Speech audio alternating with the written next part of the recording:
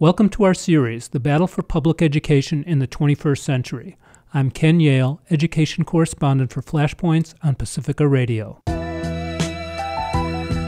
Yeah, feel this from the bottom of my heart, y'all. Truly inspired. Here we go, come on, look, yo, just teaching to the test, forced by the feds, or they losing that check. Too many children left behind by this corporate assembly line. How they privatize education is a human right, and their kids gonna be fine. They send them to private schools, while ours get sent to prison or given a job serving fast food. Today's show is entitled Shifting Paradigms, Standardized to Student-Centered. We'll put a social justice lens on standards and testing, and then go inside a school for a look at a student-centered classroom. One of the pillars of the corporate education agenda is a new set of curriculum standards known as Common Core, which is now coordinated across most states. Millions of children are taking standardized tests this week tied to Common Core. The test results will be used to reward or punish educators and schools, and ultimately students in their communities. We begin with Dr. Joel Westheimer. He's a professor of education and democracy at the University of Ottawa in Canada, and he's an educational columnist for Canadian Public Radio.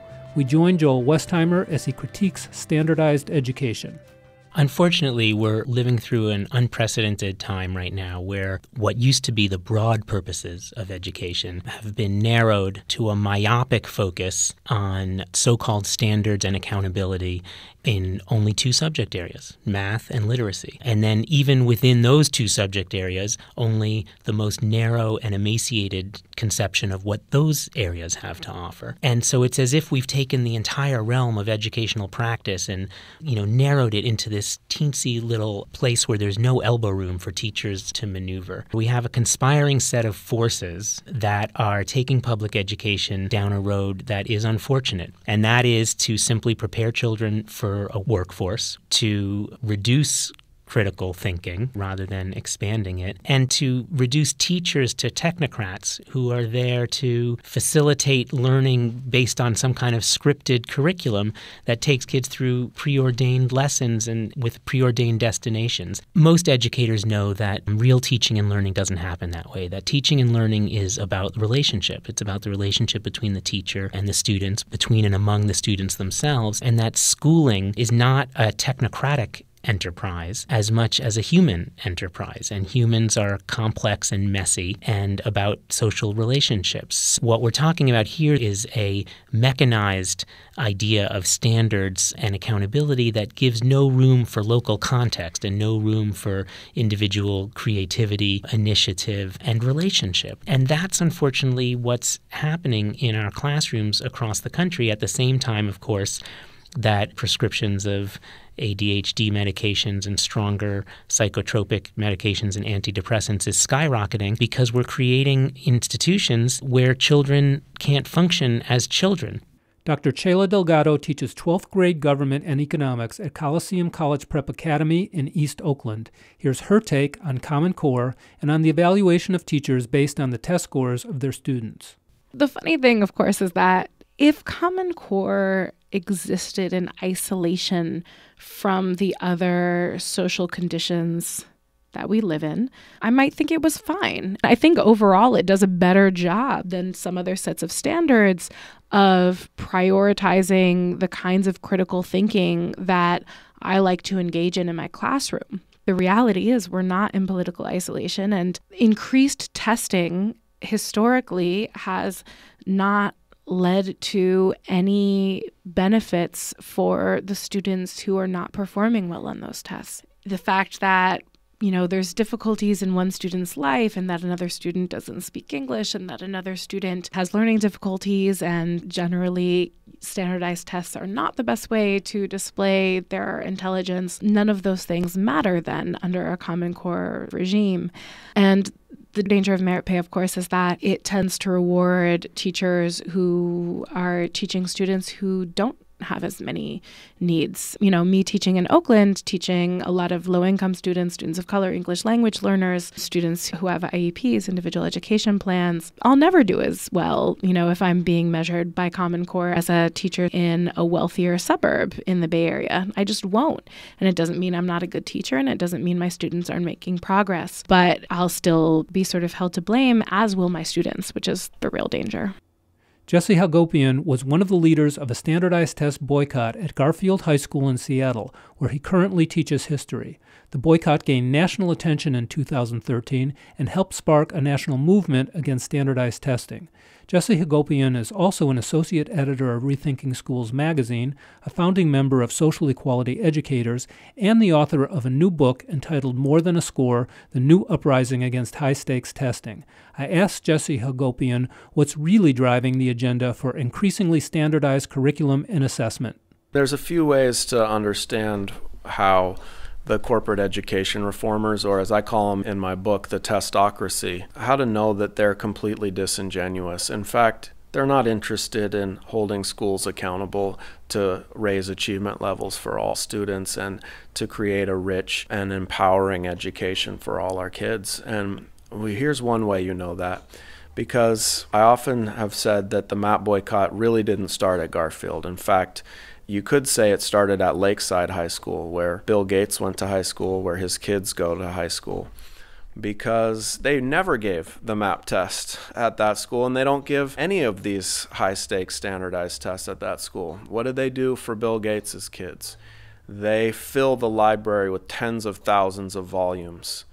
They inundate the school with the arts, performing arts, and music. They have study abroad programs for the kids there, and they don't want the kids sitting down filling in bubbles, because they want to train these kids to be creative, to be leaders, to be thoughtful on the problems of the day, so that they will be running society. And we want the very same for our own students. I think these high-stakes standardized tests are really about regimenting knowledge, about training kids to believe that wisdom is the ability to eliminate wrong answer choices from a prescribed list that coincidentally they get to decide. That trains you very well to be in a low-wage job where you take orders. And I think that ultimately these tests are really about destabilizing the teaching profession, right? Having your profession and your job tied to a test score means that the union can no longer protect you. And then you can label teachers as failures and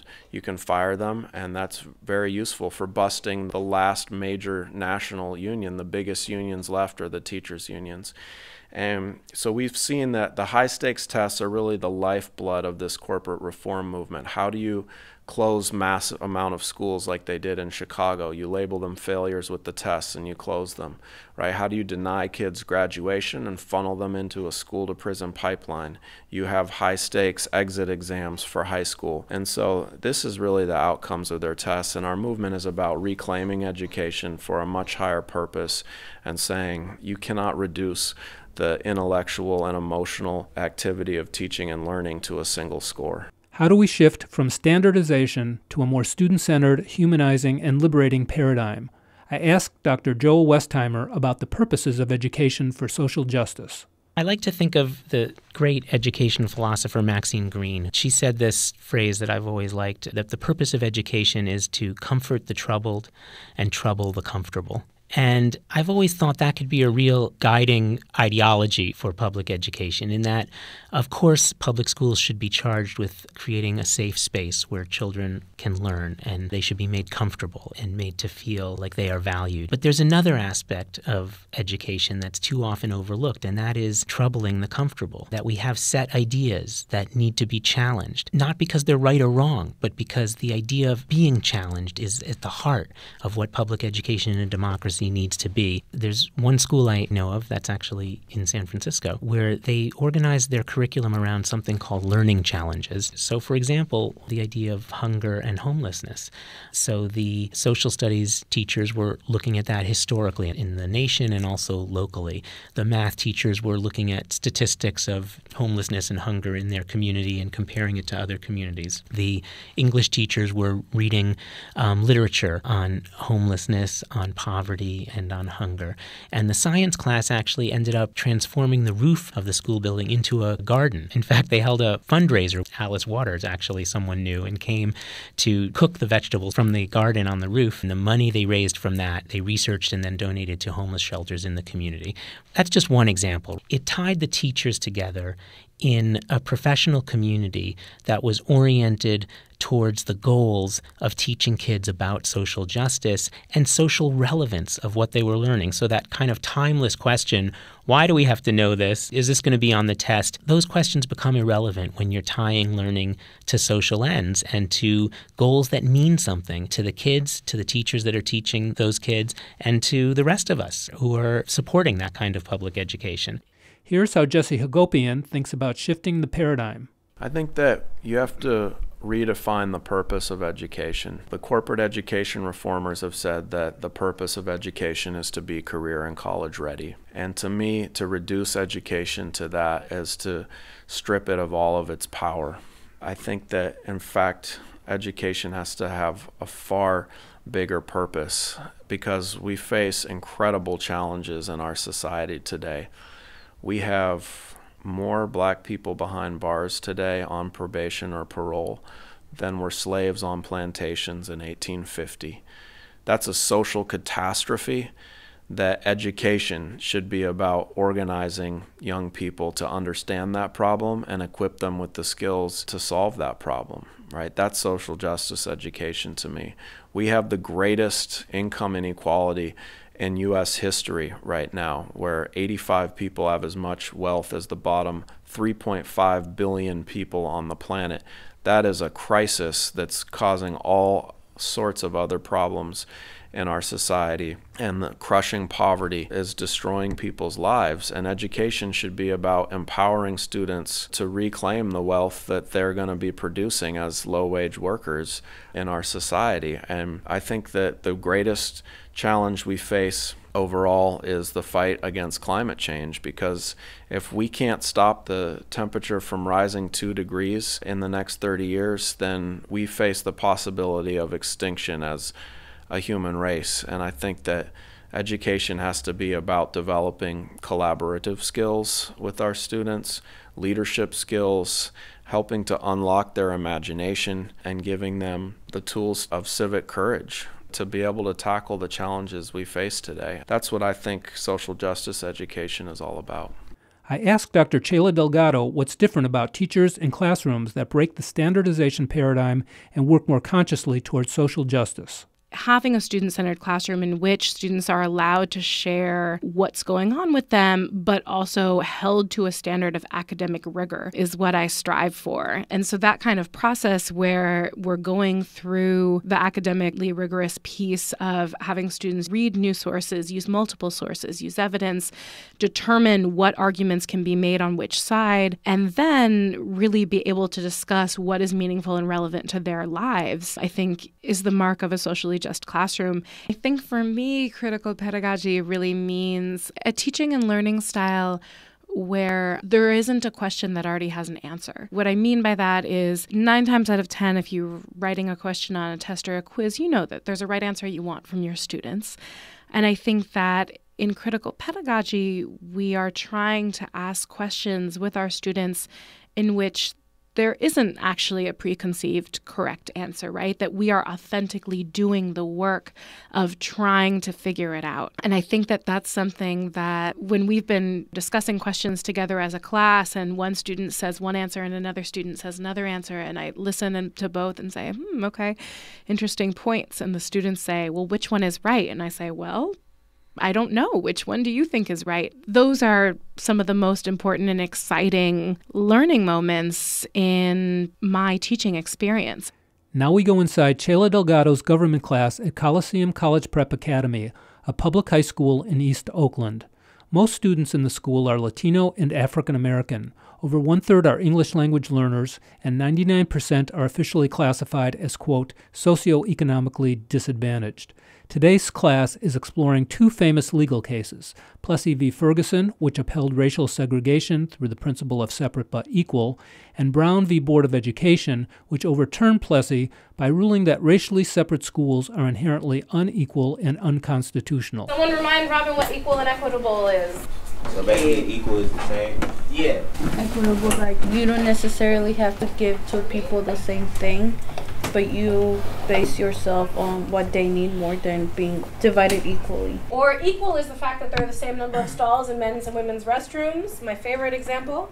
But we know that for most women it takes a longer time for us to go to the bathroom because we cannot use urinals generally unless we are very talented. So so you often see a line more often outside women's rooms, right? Because equity would actually be more stalls in the women's bathroom. But instead we have equality, which is the same number of stalls in women's and men's bathrooms, which means that women more often have to wait. If you could travel back in time to 1896, how would you explain the dangers of separate and unequal to the Supreme Court who decided Plessy? We're gonna treat our race like better than the rest of the races, right? So then my race, I would give them like the better stuff and the better resources than the rest of the race. So obviously it will never be like equal. What if it's not you distributing it? If we have something like, for example, schools, can't you say, well, we're going to have equal schools, they're going to be the same size, they're going to have the same textbooks, they're going to have teachers with the same number of years of experience? That'll be equal, right? You just have one school for Latinos and one school for whites, and like, there you go. I said separate is not equal because you're segregating them, and by segregating them, you're basically stating that two different races cannot be treated equally because they aren't the same. So interesting. The segregation equals inferiority. I was gonna say that you're providing the same materials, right? But people learn differently. Therefore, there might be other needs for different races. So it doesn't bring equality. It just brings stress. So there might be different cultural norms in terms of the way Latinos learn and whites learn. Maybe they'll teach Latinos that white are on the top, and then they teach whites that Latinos are like dangerous. Then being with just Latinos every day and just seeing them, once you like actually see a white person, you might feel fear. Or like a white person, once they see a Latino person, they might feel fear as well. Juliana? Separate and equal isn't like really good because some people may have special needs. Like for example, Latinos, some of them could not know English. They probably don't have those classes, and then they're gonna be confused all the time. I think we saw this in, where did we see this? Oakland? West Oakland. There was like a border, right? There was like houses where there was like all white fences, and then we came on like one street, divided the whole thing. There was like fences built of like iron. There was just like a different setting, right? And then you look at the schools, and the school on this side with the iron fences is just like, it's crappy. And the one on the other side is like, it's all good. To be honest, it was a middle school, and it was even bigger than this high school. There's two themes that were starting to come up here that sort of Erickson brought in and then a couple of you touched on, right? So the first is, can we talk about equal institutions if the reality is there's inequity outside of school? Then we have the question that Erickson brought up, Patty talked about, and Luis also, of if we separate groups, if we just have any situation where we say this group goes in this door and this group goes in this door, that automatically means one group is going to feel inferior. Now, I don't think that that necessarily has to be the way, but you all seem to think that that happens. That's pretty much inevitably going to happen. Let's leave it there for today and reflect on this non-standardized, student-centered classroom. Together, students and the teacher explored historical events from prior centuries and found relevance for themselves and their communities. They made connections to their personal and cultural experiences and engaged each other with humor, respect, and passion. They grappled with complex issues of race, class, and gender that have had no simple answers throughout history. Students came to different conclusions, and the teacher did not presume to have the right answers. And just how likely is it that this depth of learning, meaning-making, and engagement will ever be assessed on a bubbled, standardized test? Next week, we'll continue to explore the paradigms of social justice education and focus especially on the role of cultural respect and empowerment. Many thanks to today's guests for sharing their profound insights and wisdom. Dr. Joel Westheimer, Dr. Chela Delgado, Jesse Hagopian, and the students at Coliseum College Prep Academy. Check out the Flashpoints website at flashpoints.net to hear all the programs and the full interviews used to make them. For Flashpoints on Pacifica Radio, I'm Ken Yale. The executive producer of Flashpoints is Dennis Bernstein. Technical director is Mike Biggz.